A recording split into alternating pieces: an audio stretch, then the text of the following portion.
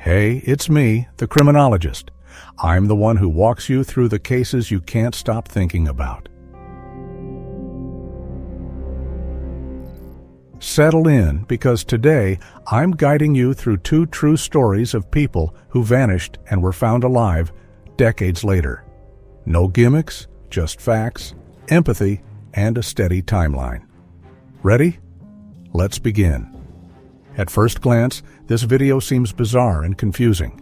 It shows a man hiding in a hole covered with straw. Hay is tangled in his hair. He looks terrified, paralyzed with fear. Torches light up the surrounding area to reveal a dark enclosure dug up from the earth and surrounded by straw. But what's really happening here? Who is this man? And why was he hiding? Let's rewind. The man's name is Omar bin Omaran. He went missing at just 17 years old. Previously, he had lived with his family in Algeria. The seventh of 9 children, he was known to be a patient and kind-hearted teen who was said to feel more at ease around kids and animals than around adults. His best friend was his loyal dog, always by his side. Omar lived in a busy historic city where people walked most everywhere. Every morning he would walk to his vocational school and come home by the evening. However, one such day he left home telling his parents he was traveling to the nearest city of Jela for a vocational training program. This would be the last time they ever heard from him. The time period in which he went missing, roughly 1997 to 1998, was that of an almost cell phone-free society. With no direct communication nor social media to easily track somebody's whereabouts, the situation grew scarier every minute. The minutes turned to hours, and when Omar did not return the next day either, his family contacted the police. Unfortunately, at that time, Algeria was in the middle of a civil war, one that lasted from 1992 until 2002. During this time, tens of thousands of people were kidnapped or killed. Due to their vulnerable status, children and teenagers like Omar were frequent targets of this kidnapping. After months of searching, putting up posters, appearing on TV, and pleading the public for help, the family slowly lost hope. Some feared he might have been killed in the war or may have been forced to join one of the armed factions. But his mother suspected another possibility. A neighbor friendly to the family known as Abdul 52 said that before Omar's disappearance, he had been, quote, a naughty child. He regularly skipped school, preferring to go out and tend to the animals with the local shepherd, who was 16 years his senior. The neighbor said that Omar and the shepherd had a, quote, close connection and spent the majority of their time together. Abdio recalls, quote, the shepherd got attached to him. Omar's mother never stopped wondering if the shepherd knew something about her son's disappearance. She often asked him if he had seen or heard from her son. A relative later said that Omar's mother had a feeling he was at the shepherd's house. She even asked her own children to go over to search for their brother. But Omar's brothers and sisters dismissed their mother's theory. Eventually, the majority of Omar's family believed that their worst fear had become their reality. The only person who never gave up hope was his mother. Even on her deathbed years later, she begged her family, quote, please do not stop searching for Omar. I am sure he is still alive. His mother died in 2013 without ever knowing what happened to her son. The case would eventually go cold. Then, on May 12, 2024, everything changed when an anonymous post was made on the village's Facebook group saying, quote, the man you have been looking for was at the shepherd's home in a, quote, sheepfold. They even shared Omar's full name and details to prove the validity of the post. Omar's family immediately called the police. When officers arrived, the shepherd calmly opened the door and insisted the accusations were just revenge from his brother. He said that he and his brother had been involved in a scuffle over an inheritance, which is why his brother shared a post accusing him of kidnapping Omar, an accusation which he insisted was not true. The shepherd even invited the police into his home to search. The house was messy, filled with straw and even sheep. But nothing else unusual was immediately obvious in regards to Omar's disappearance. However, the shepherd became uncomfortable when one officer neared a room that was filled to the brim with hay barrels. That in and of itself raised suspicions. They wrestled through the hay to find a hidden trapdoor underneath. When they opened it, they discovered a shocking sight. Omar was there, alive, tied up and unable to move or speak. The video that later went viral was filmed at this moment. After Omar was discovered, the 61-year-old shepherd, identified only by his initials in Algerian media as B.A., tried to flee, but was restrained and subsequently arrested. Omar, now 45 years old, was taken to the hospital by authorities in order to receive medical care. Incredibly, after 26 years of captivity, Omar was found relatively healthy. He was not malnourished and he looked fairly normal with trimmed hair and a beard. However, mentally, he was deeply traumatized. Doctors believed Omar was mostly free to move around the house, but was forced to hide in the hole whenever there was a risk of discovery. Omar later revealed that he sometimes saw his family members passing by outside the house through a window, but felt unable to call out to them. Every time he approached the door, he said an invisible force would stop him. He said he believed that B.A. had placed a black magic spell on him, trapping him mentally and emotionally. This statement led investigators to suggest that Omar may have been suffering from Stockholm Syndrome, a psychological condition in which captives develop emotional bonds with their captors over time. Some believe that the shepherd manipulated Omar's mind using fear and superstition, convincing the boy that he was cursed and could not escape without terrible consequences. Others believed that the captor, who was unmarried with no children, had groomed Omar since childhood and had held him for sexual purposes. Heartbreakingly, Omar was aware of his mother's death while he was still trapped, although it is unclear how exactly he found out. The family later determined that Omar's dog had known his whereabouts during the early days of his disappearance. For an entire month, the dog would leave the family home each day and make his way to the shepherd's property, roughly 200 meters away. There, he would sniff around the doors, barking and whining persistently outside the shepherd's house before returning home, visibly dejected. Tragically and mysteriously, a few weeks later, the dog was found dead on the family's doorstep, poisoned. Authorities now believe that the shepherd was responsible for poisoning him. As investigations continued, it was revealed that at least 8 people, identified only by their initials, were aware of the kidnapping situation. They have been detained by police and are accused of, quote, failing to notify the competent authorities. Police found evidence of occult rituals in the shepherd's home, suggesting that he may have believed in or practiced black magic. According to the neighbors, B.A. was an active member of the village's society, both working for the local council and caring for his livestock.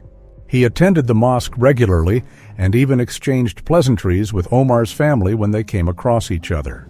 One of Omar's relatives told reporters after the rescue, quote, "We'd meet at the market and he'd chat to me about life back in the day. You would never have suspected he was a big criminal. In Algeria, kidnapping can carry a 5 to 15-year prison sentence, but in serious cases like this, it could result in the death penalty, usually by firing squad." While the shepherd awaits trial in a jail cell, the most recent update of Omar's well-being came from his younger cousin, who responded to questions on Instagram and posted a new photo of Omar. The cousin writes, quote, "Everything has changed for him. He found another generation. He found me taller than him." She added that Omar was learning how to use the phone and was adapting to his new life. However, Omar is not able to tell his family what happened to him over the past 3 decades. His cousin wrote, quote, "Even we do not have the information. We talked to Tim about the issue, but his soul does not allow him to think about it again." Omar now walks free while his captor, the shepherd, is in confinement. On a seemingly ordinary day in March of 1972, Sheila Fox left her modest terraced home on Gulson Road in Coventry in the UK and never returned. At just 16 years old, Sheila had simply vanished from her working-class, tightly knit neighborhood, leaving her family consumed by worry and confusion. Born as Sheila Fox on February 26, 1956, she was the first of Chris and Anne Fox's children to be born in England. Her 3 older siblings, John, Chris Jr., and Bridget, had all been born in County Wexford, Ireland, before the family settled in the Midlands after World War II. Her father, a bricklayer, had moved to Coventry to help rebuild the bomb-ravaged city. In order to fit in, Sheila, whose name ended with the suffix LAGH, later anglicized the spelling of her name to one more common of the UK, spelled SHEILA, showing a strong desire to be accepted. Like many teens of the era, Sheila was expected to leave school at age 16. However, she never got the opportunity to finish out her final school months, disappearing just days after her 16th birthday. Her parents, fearing the worst, reported her missing to West Midlands Police and supplied only a single black and white photograph of her from a recent family holiday. The circumstances of her mysterious departure remained a mystery for decades, though speculation among extended family centered around a romantic relationship with an older man, rumored to be, quote, the man from Prue, a colloquial reference to an insurance salesman from Prudential popularized at the time in advertising and culture. With no leads, the case would eventually go cold. Then, in late December 2024, West Midlands Police, conducting a cold case review, rediscovered the photograph originally submitted by Sheila's family in 1972. Cold case detectives shared the blurry black and white image of the teenager online and appealed to the media as part of a renewed public search for answers. Remarkably, within hours of publishing the photo, they began receiving credible information from the public. Soon after, in a shocking turn of events, authorities located Sheila Fox, alive, well, and living under her married name in Hertfordshire, closing one of their longest-running missing persons investigations in the history of the city. It was found that Sheila had not disappeared into darkness nor tragedy, but had rather slipped into a new life just 80 minutes away. By July of 1973, just 16 months after vanishing, she gave birth to her only child, a son named Robert. His birth certificate listed the father as one John Foster, a barman from Enfield, North London. Sheila had taken on that surname, Foster, suggesting that she and John had been married, although their relationship would not last. In the 1980s, Sheila tried to reconnect with her family. But by then, her parents and 3 siblings had immigrated to Delta, British Columbia, Canada, in 1976, likely seeking a new start after their daughter's tragic disappearance. Whether Sheila ever succeeded in fully restoring contact remains unclear. Kevin Fox, her cousin, recalls, quote, "We all thought her parents would have informed the police that she'd been found, but who knows? Maybe they did, and the message got lost." By 1983, Sheila had remarried, this time to Jack Thorpe, a divorced father of 2 and a chauffeur. The couple lived in northwest London and later moved to Cricklewood. In 2015, Sheila, along with her new husband, purchased a flat in Watford where they still reside to this day. Investigators say it is clear that Sheila maintained a low profile intentionally, never seeking to correct the record of her missing status, nor reaching out to police herself. Investigators have offered no details as to why Sheila had disappeared or why she never contacted law enforcement. When approached for comment by the Daily Mail, Sheila declined to elaborate, saying, quote, "It all happened a long time ago. I've moved on. It's been a misunderstanding." However, Sheila's recent Facebook posts hint at a mindset of closure and forgiveness, including one that read, quote, "You did the best you could with what you knew at the time. Forgive yourself and move forward." Sheila later said, quote, "Life doesn't allow for us to go back and fix what we've done wrong in the past, but it does allow for us to live each day better than our last." Despite decades of distance, Sheila appears to have rebuilt some of her family ties. Media reports note that it is important to distinguish this case from a different and much older mystery. Another Sheila Fox, this one just 6 years old, vanished in 1944 in Farnworth, near Bolton, Lancashire, in the UK. On the afternoon of August 18th in 1944, 6-year-old Sheila Fox vanished without a trace. Last seen leaving school at around 4:00 p.m. Presumably on her way home, Sheila never arrived. Witnesses reported seeing her with a man outside of a bakery. Some accounts said that they were walking together. Others described Sheila sitting on the upturned crossbars of a black bicycle he was riding. When questioned at the time, Sheila allegedly told friends, quote, "I'm going with him." Given her shy nature, her parents say they believe she must have known the man, quote, "very well." A police description of the man circulated shortly thereafter. He was aged between 25 and 30 years old, about 5'8" and tall, with a long face and sharp features. It was noted that he had a fresh complexion, dark hair, and a pointed chin. He was described as clean-shaven and well-dressed, wearing a dark suit and tie, or in some reports, a navy blue suit with a blue and red tie. On August 21, 1944, the Manchester Evening News reported Sheila as officially missing, describing her as a fair-haired girl with a pink ribbon, wearing a blue flowered frock, green coat, brown stockings, and black shoes. By August 23rd, reports emerged that a man matching the suspect's description was seen with a girl matching Sheila's description heading from Four Lanes End down New Road toward Atherton. The police were eager to identify and question this individual.